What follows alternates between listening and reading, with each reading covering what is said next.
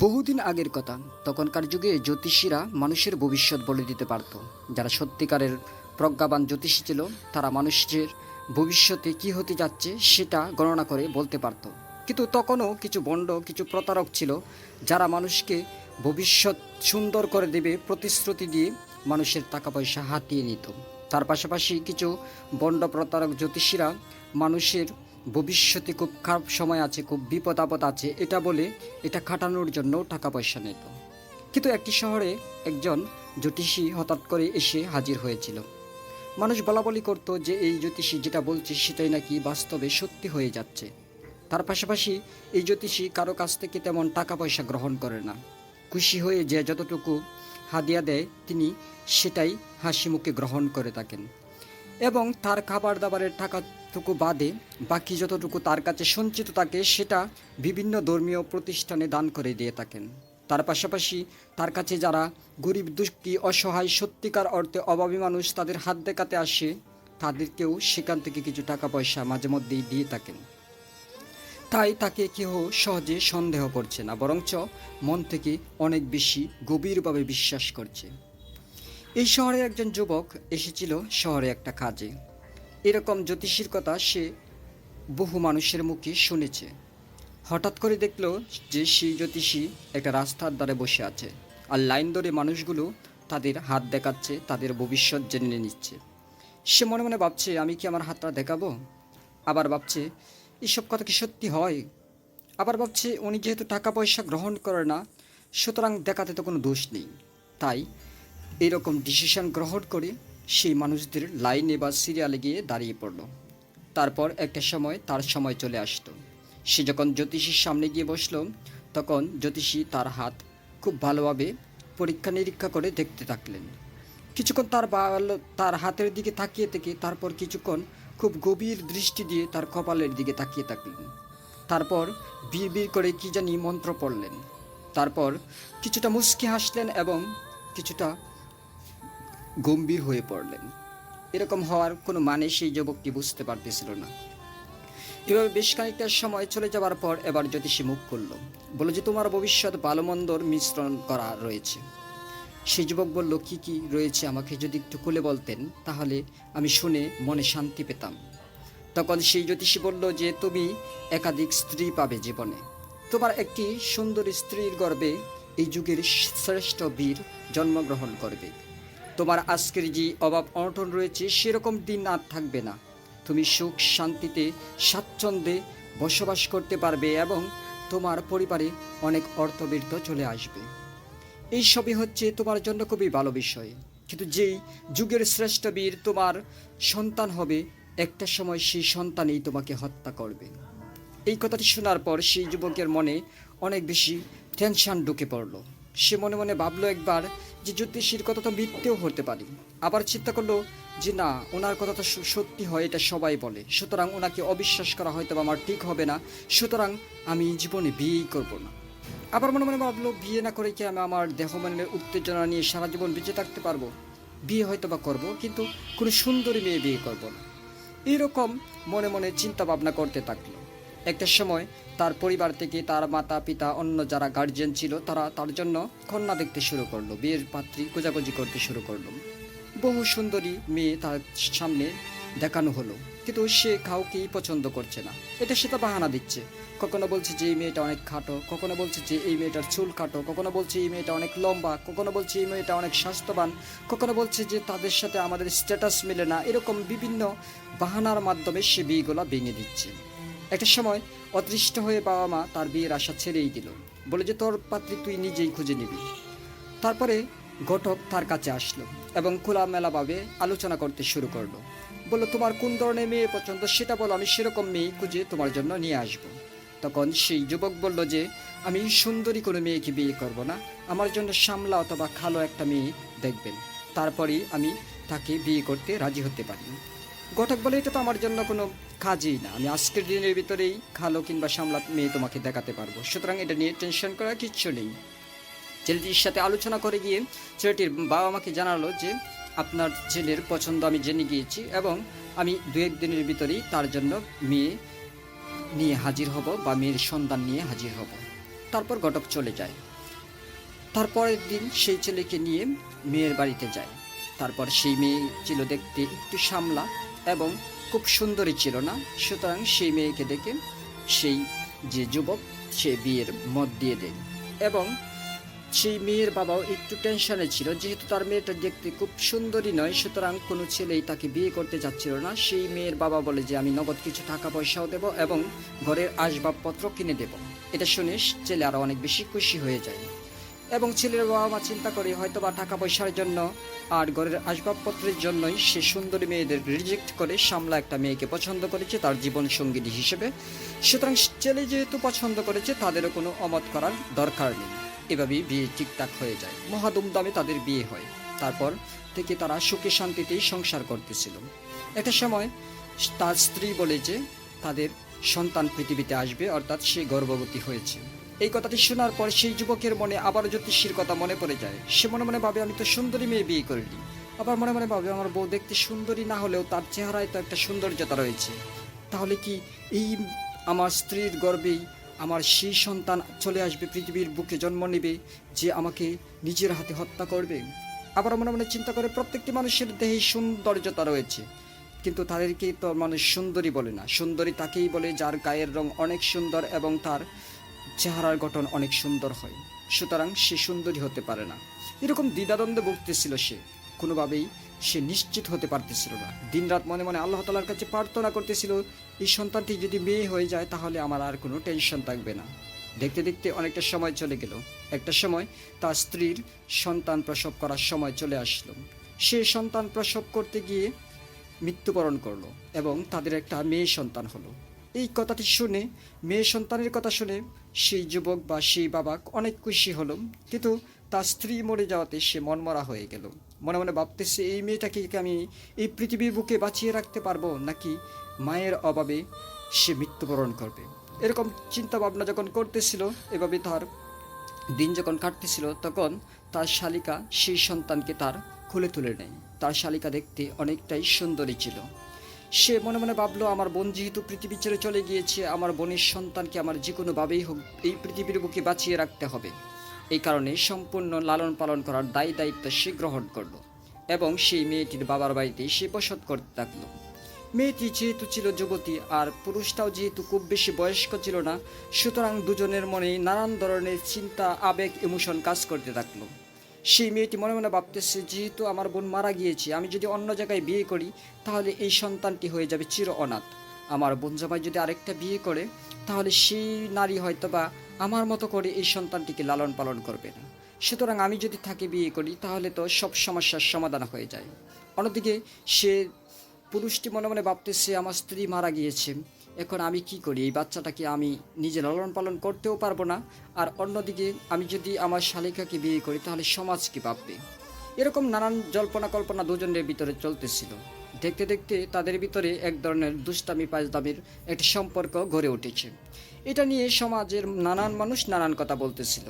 এরকম কথা যখন চলতেছিল তখন একজন মুরব্বী টাইপের মানুষ এসে তাদেরকে বুঝিয়ে বলে যে তোমরা চাইলে বিয়ে করে নিতে পারো, কারণ তোমরা একই বাড়িতে বসবাস করছো, সেটা মানুষ ভালো চোখে দেখছে না। সমাজ তোমাদেরকে নিয়ে আলোচনা সমালোচনা শুরু করছে এবং মানুষের মনে মনে, মানুষের মুখে মুখে এসব কথা ছড়িয়ে পড়ছে এবং মানুষ তোমাদেরকে নিয়ে আকতাকু কথা বলছে। এভাবে যখন বুঝিয়ে শুনিয়ে বলল, তারা দুজন তখন বিয়ে করতে রাজি হয়ে গেল। তারপর তাদের বিয়ে হয়ে গেল, তারা সংসার করতেছিল, সেই মেয়েটিকে নিয়ে তারা সুখে শান্তিতেই ছিল। কিন্তু হঠাৎ করে এই জ্যোতিষীর কথা যখন সেই ছেলেটির মনে আসলো, তখন সে মনে মনে চিন্তা করলো এটা আমি কি করে ফেললাম, আমি তো একটা সুন্দরী মেয়েকে বিয়ে করে ফেললাম। এখন তো তার গর্ভে যদি একটা ছেলে সন্তান হয় তাহলে তার হাতেই আমার মৃত্যু হবে। তখন সে একদিন মনে মনে চিন্তা করে এসে তার স্ত্রীর সাথে পরামর্শ করে বলে যে আমাদের তো একটা সন্তান রয়েছে, চলো আমরা জীবনে আর কোনো সন্তান নেব না। তখন সেই তার স্ত্রী বলে যে তুমি এরকম কেন ভাবছো, তুমি মনে মনে ভাবছো যদি আমার নিজের সন্তান হয় তাহলে আমি আমার বোনের মেয়েটাকে হয়তো বা ভালোবাসবো না, আদর করবো না। এটা তুমি কখনোই ভেবো না, কারণ আমার বোনের মেয়েও আমার কাছে যেমন, আমার নিজের মেয়েও আমার কাছে তেমনই থাকবে। কিন্তু সেই পুরুষ সেই কথাটি তার স্ত্রীকে খুলে বলতে পারলো না। এভাবে যখন সময় বয়ে যাচ্ছিল, একটা সময় তার এই স্ত্রীও জানায় যে আমিও সন্তান সম্ভবা, তোমার ঔরসের সন্তান আমার গর্ভে এসেছে, সুতরাং কিছুদিন পর আমরা আর একটি সন্তান লাভ করব। এটা শোনার পর সেই পুরুষের মনে টেনশনের গতি আরও বেড়ে গেল। সে মনে মনে এখন অনেক বেশি চিন্তাগ্রস্ত হয়ে পড়ল। এই সুন্দর স্ত্রীর গর্ভে যদি ছেলে সন্তান জন্ম নেয়, তাহলে আমার মৃত্যু হয়ে সে এই পৃথিবীতে আসবে। এটা আমি যেমন মেনে নিতে পারবো না, ঠিক তেমনি আমার সন্তানকে আমি হত্যাও করতে পারবো না। এভাবে অনেক টেনশন, অনেক চিন্তা, অনেক হতাশা মনের ভিতরে দিয়ে যাচ্ছিল। দেখতে দেখতে একদিন সেই স্ত্রী একটি ছেলে সন্তান প্রসব করল। সে মনে মনে ভাবলো যে ছেলে যেহেতু হয়ে গিয়েছে আমার ছেলে, আমি তো মেরে ফেলতে পারবো না, আমি তাকে যুদ্ধবিদ্যা শিখাবো না। কিন্তু তখনকার শিক্ষা ব্যবস্থায় দুটা অপশন ছিল, যে মানুষ যারা ভালো সুশিক্ষিত হতে চায় তারা ঘোড়াতে ওঠা এবং ঘোড়া চালানো শিখতে হবে, তার পাশাপাশি অস্ত্র তীর এইগুলো চালানো শিখতে হবে। তাকে একটা স্কুলে ভর্তি করা হলো। সেই স্কুলে যারা বড়লোক ছিল তাদেরকেই এই যুদ্ধবিদ্যা শেখানো হতো, কিন্তু গরিবদেরকে সচরাচর এটা শেখানো হতো না। তারপরে যেটা হলো যে শিক্ষক মনে মনে ভাবলো প্রত্যেক বছরে যারা নতুন ছাত্র আসে তাদেরকে একটু ট্রাই করে দেখে যে কে যুদ্ধবিদ্যায় অনেক বেশি পারদর্শী হয়। মাঝে মাঝে এমন কিছু ছেলে ছোকরা চলে আসে যারা অনেক গরিব কিন্তু যুদ্ধবিদ্যায় অনেক পারদর্শী হয়ে যায়, তারাই যুগের শ্রেষ্ঠ সন্তান, শ্রেষ্ঠ বীর হিসাবে খ্যাতি লাভ করতে পারে। সুতরাং এটা উস্তাদের নিয়ম নীতির ভিতরেই পড়ে যে প্রত্যেককেই একটু ট্রাই করে দেখবে। এইভাবে যখন এই বছর ট্রাই করে দেখলো, তখন দেখলো যে এই ছেলেটি, এই গরিব বাবার ছেলেটি অনেক বেশি এইসব বিদ্যায় পারদর্শী হয়ে উঠছে। সুতরাং তাকে যুদ্ধবিদ্যা শেখানোর জন্য তার বাবা মার কাছে কাকুতি মিনতি শুরু করে দিল উস্তাদ। কিন্তু উস্তাদের কথা তার বাবা কোনোভাবে মেনে নিতে পারতেছিল না। তখন এই বিষয়টি চলে যায় সেখানকার শাসকের কানে। শাসক তার বাবাকে ডেকে নিয়ে আসে এবং বলে যে তুমি তোমার ছেলেকে যুদ্ধবিদ্যা শেখাতে চাও না কেন? তখন সেই শাসক বলে যে তুমি যদি অর্থবিত্তের অভাবে তোমার ছেলেকে যুদ্ধবিদ্যা শেখাতে না চাও, তাহলে আমি আমার টাকা করে দিয়ে তোমার ছেলেকে যুদ্ধবিদ্যা শেখাবো। হতে পারে তোমার ছেলে একদিন এই দেশের মুখ উজ্জ্বল করবে, এই দেশের দুঃসময়ে সে কাণ্ডারি হয়ে দাঁড়াবে, এই দেশের দুঃসময়ে সে এই দেশকে রক্ষা করবে। এবার সেই বাবার আর কিছু বলার ছিল না, সুতরাং সে রাজি হয়ে গেল। সে আমতা আমতা করে বলল যে হ্যাঁ, আমি টাকা পয়সার জন্যই এইরকম চিন্তা ভাবনা করেছিলাম। এবার যেহেতু টাকা পয়সার একটা ব্যবস্থা হয়ে পড়েছিল, সুতরাং তার আর বলার কিছুই ছিল না। তখন থেকেই সেই সন্তান সেখানে থেকে যুদ্ধবিদ্যা শিখতে থাকলো। দেখতে দেখতে সেই সন্তান যুবক হয়ে গেল। এখন সে এই অঞ্চলের অনেক নামকরা একজন বীর বলে সবাই তাকে চিনে এবং জানে। এভাবে সময় কাটতেছিল। হঠাৎ করে পাশের রাজ্যের রাজা সেনাসৈন্য নিয়ে এসে এই দেশে আক্রমণ করে বসল। তখন সেই বাবার যে ছেলেটি ছিল, সেই ছেলেটিকে সেনাপতির দায়িত্ব দিয়ে যুদ্ধ পরিচালনা করতে পাঠিয়ে দেওয়া হলো এবং বলা হলো বিরোধী দলের যে সেনাপতি রয়েছে তাকে যে জীবিত অথবা মৃত গ্রেপ্তার করে আনতে পারবে তাকে রাজমহল থেকে একটি সুন্দরী দাসী দেওয়া হবে। আর সেই সময়ে রাজমহলে দেশের বিখ্যাত সব সুন্দরী নারীরা বসবাস করত। সুতরাং এই চিন্তা মনে নিয়ে, এই আকর্ষণ মনে নিয়ে, এই আবেগ ইমোশন মনে নিয়ে সবাই প্রাণে প্রাণে যুদ্ধ করতে শুরু করলো। এভাবেই চলতেছিল যুদ্ধ। চলতে চলতে একটা সময় সেই বাবার, গরিব বাবার সন্তানটি হচ্ছে যে সেই সেনাপতিকে আহত করে তারপর গ্রেপ্তার করে রাজার কাছে নিয়ে আসে এবং তারা যুদ্ধে জয়লাভ করে। তখন রাজা বলে যে আমার এই মহলে অনেক দাসী রয়েছে, তুমি দেখে শুনে যাকে পছন্দ করবে আমি তার হাতেই তোমাকে তুলে দেব, এবং তুমি যে বীরত্বের সাথে যুদ্ধ করেছ তোমাকে এই দেশের প্রধান সেনাপতি হিসেবে আমি নিযুক্ত করলাম। তখন সেই সেনাপতি বলে যে রাজা মহাশয়, আমি একটি নারীকে এই যুদ্ধের ময়দান থেকে বন্দি করেছি। এই নারীটি দেখতে অনেক সুন্দরী, আমি তাকেই দাসী হিসাবে গ্রহণ করতে চাই। রাজা তখন হাসি দিয়ে বলে ঠিক আছে, সেই নারীটিকে আমার সামনে নিয়ে আসো এবং আমি তোমার হাতেই তুলে দেব।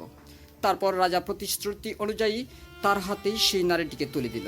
সেই নারীটিকে নিয়ে সেনাপতি এবার মহাখুশিতে তার নিজের বাড়িতে চলে গেল। এতদিনে তাদের অর্থবৃত্ত ঐশ্বর্য এতটাই বেড়ে গিয়েছিল যে সমাজের অনেক যারা বড় লোক ছিল তারাও তাদেরকে ঈর্ষা করত।